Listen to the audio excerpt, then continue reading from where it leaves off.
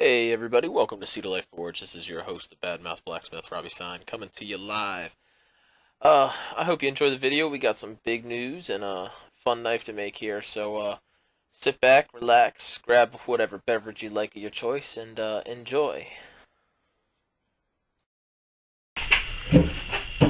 Hey everybody, welcome to Sea to Life Forge on this rainy December day.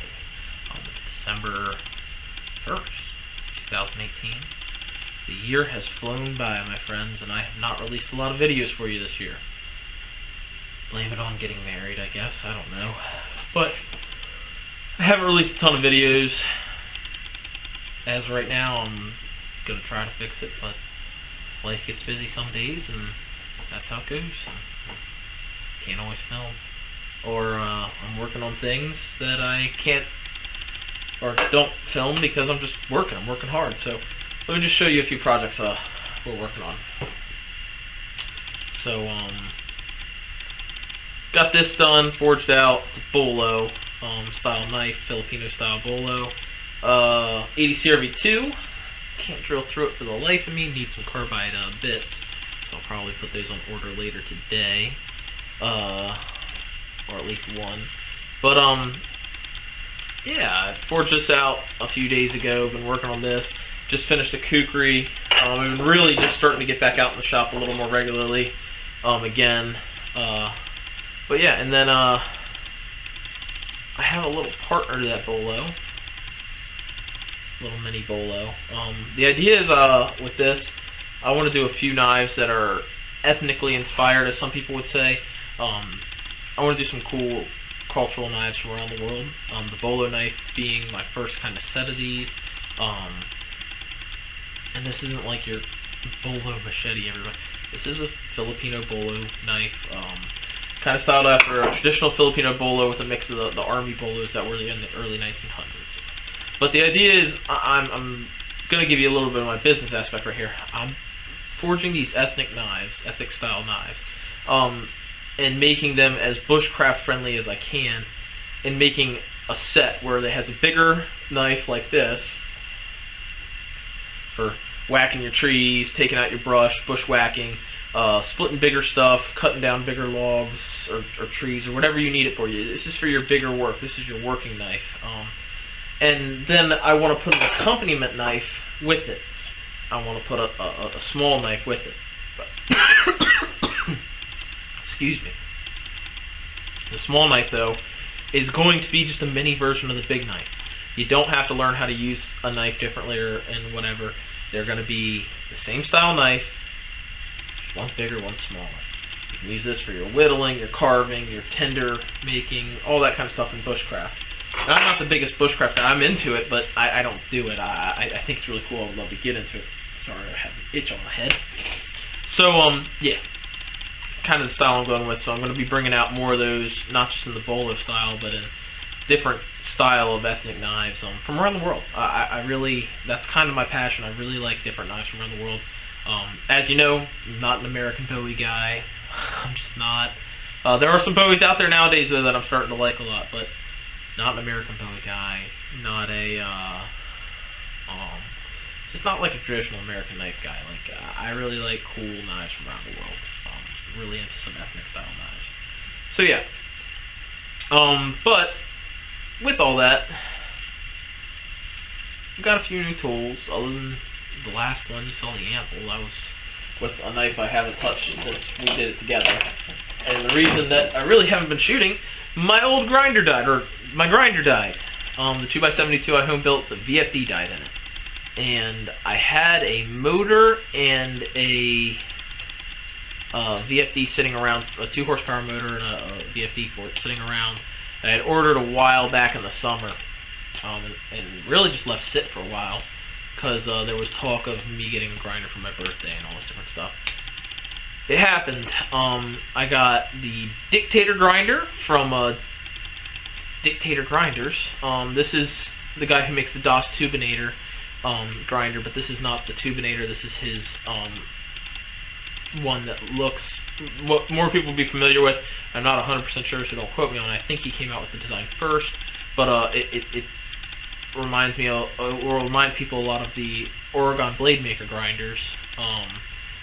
That's what I have over there right now is the Dictator, and you'll get to see it because I think we're going to work on grinding some of the knives we work on today. So, but I got that grinder. I've been working it, learning it, and I'll kind of show you how it works, tell you a few cool things that I've learned about grinding and me. But yeah, so we will get back to the Patriot Scalper knife to fully christen that anvil, but we're not there yet. Christmas season's coming around, but I'm getting knives out. In other big news, December 5th, 4 days away. I meant to make a video earlier, but I didn't have batteries for the camera. That's the other thing. I haven't had batteries for my camera because my camera needs the lithium specialized batteries. But in other news, December 5th, tune into History Channel. Eastern, 10 p.m., Central, 9 p.m., West Coast, 7 p.m. And you will see yours truly, Robbie Sign, at Sea to Life Forge, the Badmouth Blacksmith, on Forged in Fire. I went earlier this summer, and was in Stamford, Connecticut, where they shoot it for a week, or right around a week, on set as a cast member on Forged in Fire, or a competitor, not a competitor / cast member. I was a competitor on Forged in Fire, though. And guys, I gotta say, I'm not gonna answer a lot of questions about it now. I'll do a Q&A about it later or something. As a smith who, I'm not even gonna go where I'm gonna say something, but as a smith who loves kind of competition, but also just loves smithing in general, and haven't really got to meet in face-to-face a lot of other smiths and bladesmiths, knife makers. This experience, like, it reignited my love for knife making. Like, I still love knife making, don't get me wrong, I never ended, but it reignited it. It's been awesome. So, I've been waiting quite a while to tell everybody this. If you follow me on Facebook, you already seen it. December 5th. Hey, William, come here, buddy. Come see my kitty cat, guys. Hey, buddy, come here. Come here, buddy. No, William. Come here. Give me a sec, guys. Let me see my kitty cat. Hey, buddy. Meow. Hey. Come here, William. Let's go talk to people. This is my kitty cat. He's an outdoor cat. I named him William after William Wales Skagel, the great knife maker. He's just a pretty cat. He walked in one night while I was working on a knife, so I haven't really been feeding him. My sister-in-law has, but back to it. Forged in Fire was an awesome experience, guys. I gotta say, it really was awesome. I mean, it was awesome, and I got to meet 3 guys who I have created a lasting, not just friendship, but they're my brothers. We went through hell together, and you'll get to see it on December 5th. So tune in, guys. It'll be awesome. Trust me. You're going to see the best cast that's been on the show yet. And the 3 guys that were on there with me were my brother, Buddy Thomas, Mike Rowley, and Cody Allen. Representing all parts of the United States on our episode. Me on the East Coast, Cody in the Midwest, Buddy kind of in the Midwest in Oklahoma, and hey, come here, stop. And Mike out in Washington State on the West Coast. So, gonna be a lot of fun, and there's some surprises. Buddy, good friend of mine, he is the first deaf bladesmith to be on the show. William, don't go over there. It's gonna be a lot of fun. Tune in, and yeah. So, Forged in Fire happened. As of now, I'm really just building stock for when the show airs, and for the next little bit, and for Christmas. I want to get some knives sold. So that's kind of why I really haven't been making videos, even when I've been out here more recently. So that's the deal. So let's talk about what we're going to do today real quick, and then we'll get to it. We're going to be forging a hunting knife out of some fairy rasp, actually 2 of them. I have a order in for 2 hunting knives, and I kind of like the fairy rasps for hunting knives. I think they look cool, they work really well, they're nostalgic. So I have this piece, and I have another piece of that's the top with the round in it, and we're going to make some hunting knives. And we're going to forge it, try to use the press as little as we can. We might have to, who knows. I think I have enough propane for it. And then we're probably going to grind it, pre-grind it at least before heat treat. And yeah, we're going to get there. So stay tuned, guys. We're going to get rocking. Thank you for watching. This is your host, the Badmouth Blacksmith. Welcome you back to Sea to Life Forge.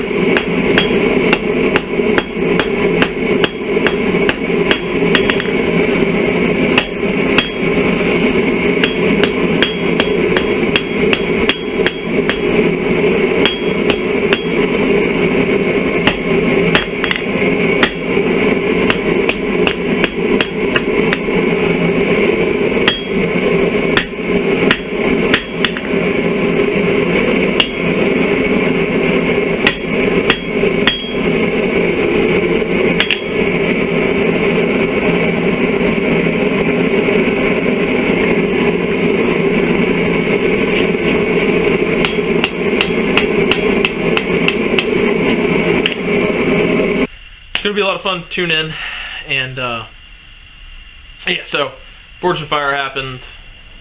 As of now, I'm really just building stock for when the show airs, and for the next little bit, and for Christmas. I want to get some knives sold, so that's kind of why I really haven't been making videos, even when I've been out here more recently.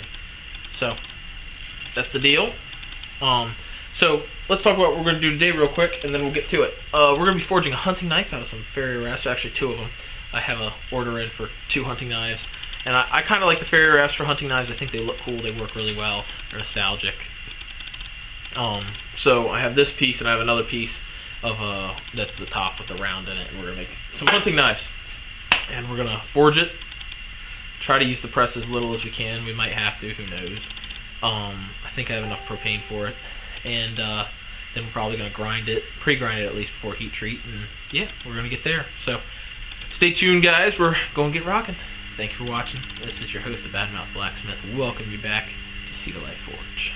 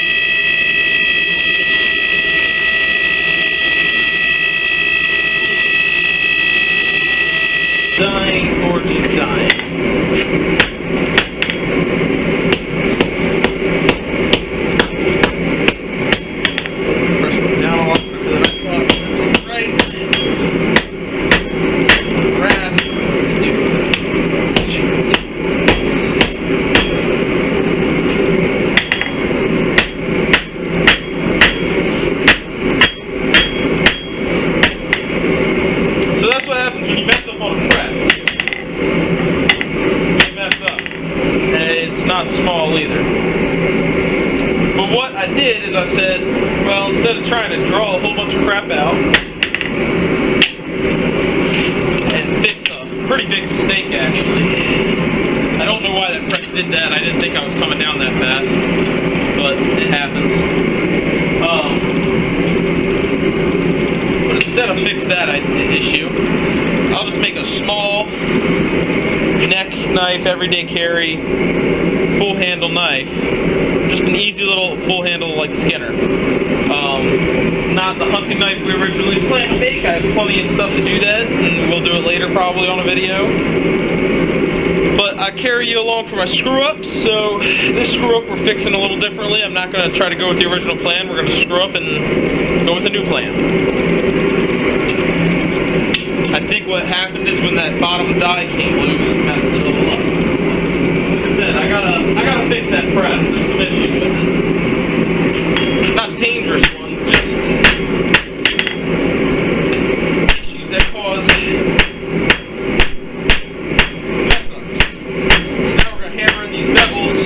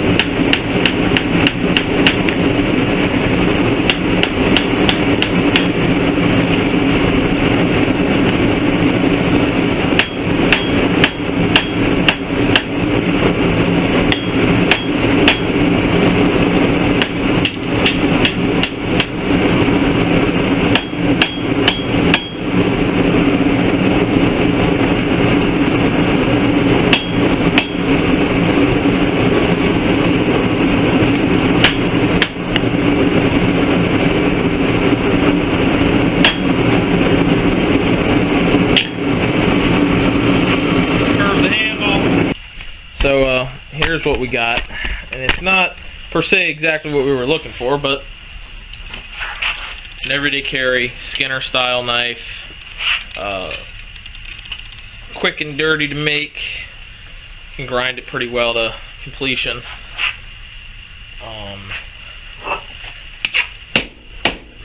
I've made styled knives like this before. I know I shouldn't be hammering on cold steel, but had to fix something. I've made knives kind of like this before, but not really. I wanted to do that hunting knife, but as you saw, the press smashed the hunting knife dream, and we made a Skinner instead. But yeah, so we're going to let this cool down real quick, and then we're actually going to go to the grinder, and I don't think you all have seen the new grinder. We have a few new tools, as you saw in the beginning, but I don't think you've seen the new grinder in action. It really grinds knives beautifully. Like I was showing you, I mean, this, compared to like some of the other knives we were making back in the day, I got these new LED lights, and I can't tell. There.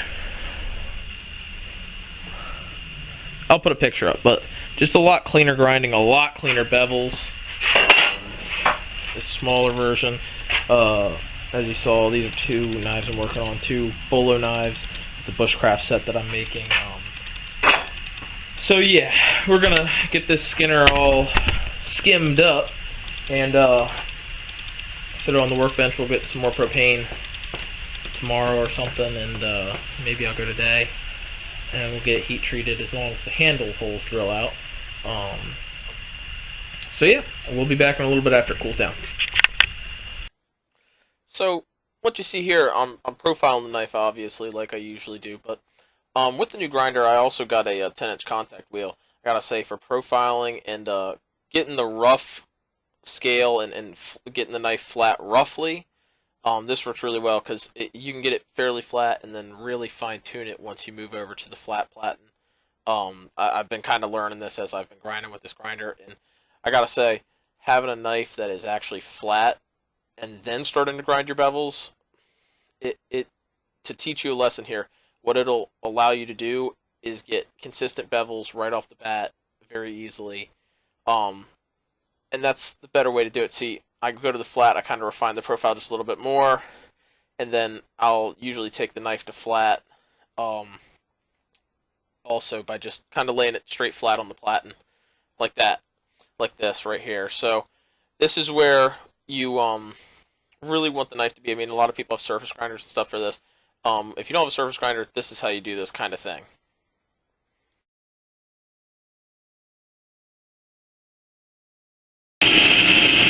So having a flat blade and having a good grinder that's not jumping on you and making you have all these issues, that's what causes you to get these nice, clean, even bevels like that. I mean, it's revolutionized the grinding game for me.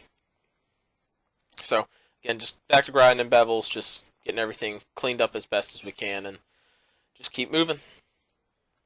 Another thing about this grinder, I got a 2 horsepower motor with 3600 RPM. And I gotta say, that's what you should use. You can't bog it down just for when you're building a grinder yourself, if that's your plans.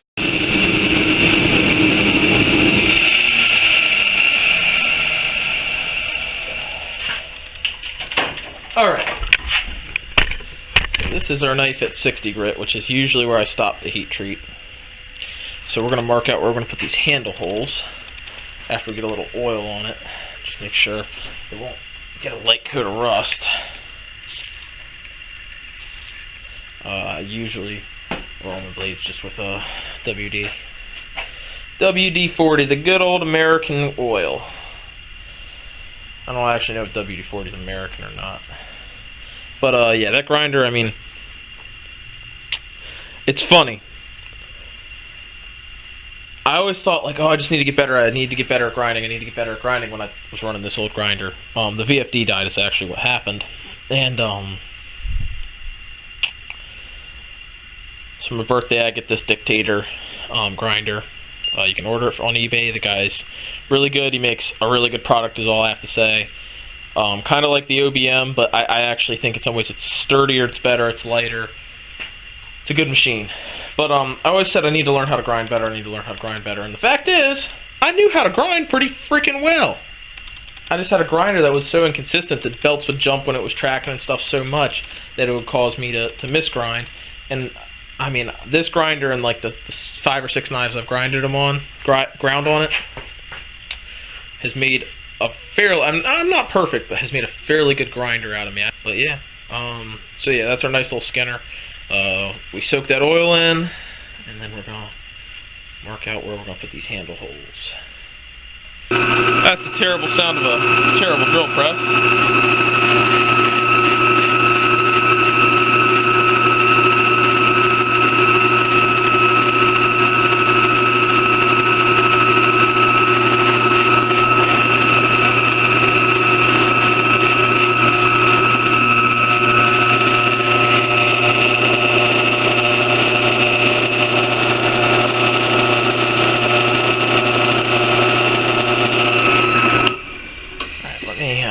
See if I can fix something.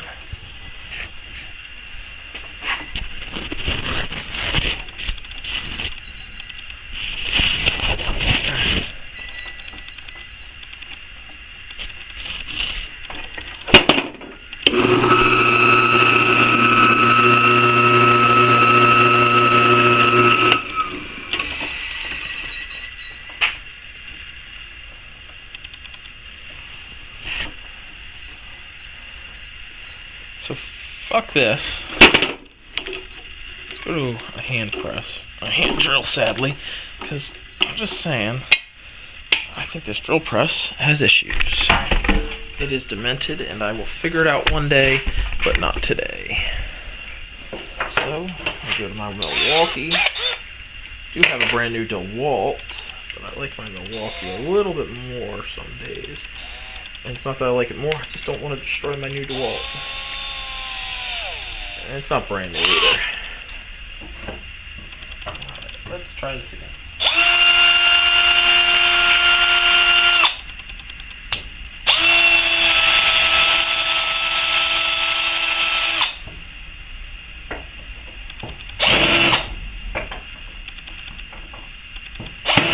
And it, just like all my other knives, has a hard handle.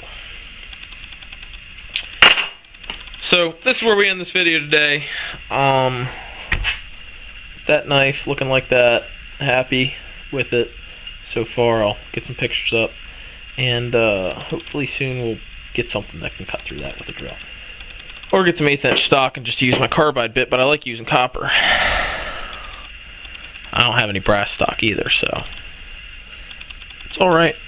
Knife's pretty straight. Not perfect, but pretty straight. Good looking knife. Good carry knife. So that's what we get.